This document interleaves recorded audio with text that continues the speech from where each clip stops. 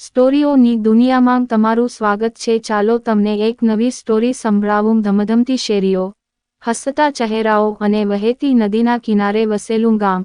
પવન પણ અર્જુન અને આયેશાના પ્રેમની સાક્ષી આપવા માટે થંભી ગયો। અર્જુન એક મૌન કવિ હતો, જે તેની કવિતામાં આયેશાના સ્મિતનું નિરૂપણ કરતો હતો, અને આયેશા એક લોક નૃત્યાંગના હતી, જેના નૃત્યમાં અર્જુનની કવિતા ગવાતી હતી।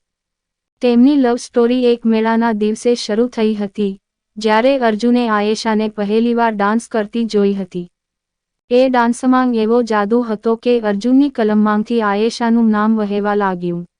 દિવસે ને દિવસે અર્જુનની કવિતા અને આયેશાના નૃત્ય દ્વારા તેમનો પ્રેમ ખીલતો ગયો। સમયની સાથે તેમનો પ્રેમ ગાઢ થતો ગયો, પરંતુ કહેવાય છે કે સાચા પ્રેમનો માર્ગ ક્યારેય સરળ હોતો નથી।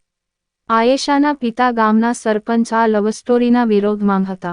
તેઓ ઈચ્છતા હતા કે આયેશા પૈસાદાર બિઝનેસમેનના પુત્ર સાથે લગ્ન કરે, પરંતુ અર્જુન અને આયેશાનો પ્રેમ કોઈ સામાન્ય પ્રેમ નહોતો।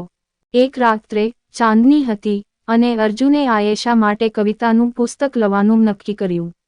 દરેક કવિતા તેમના પ્રેમના દરેક પાસાને પ્રતિબિંબિત કરે છે, અને જ્યારે આયેશાએ તે વાંચ્યું, ત્યારે તેની આંખોમાં આંસુને બદલે ખુશીના કિરણો ચમક્યા। તેઓ નક્કી કરે છે કે તેઓ ગામ છોડી દેશે અને પોતાની નવી દુનિયા બનાવશે, એવી દુનિયા જ્યાં તેમના પ્રેમની કોઈ સીમા નથી।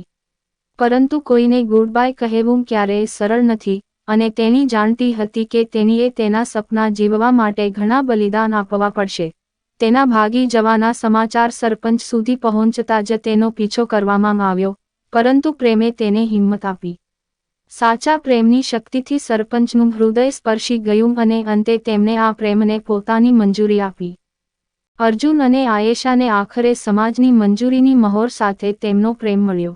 અર્જુનની કવિતા અને આયેશાનો નૃત્ય તેમની પ્રેમની અનોખી ભાષા બની ગઈ, જેને પ્રેમની સીમાઓ ઓળંગી।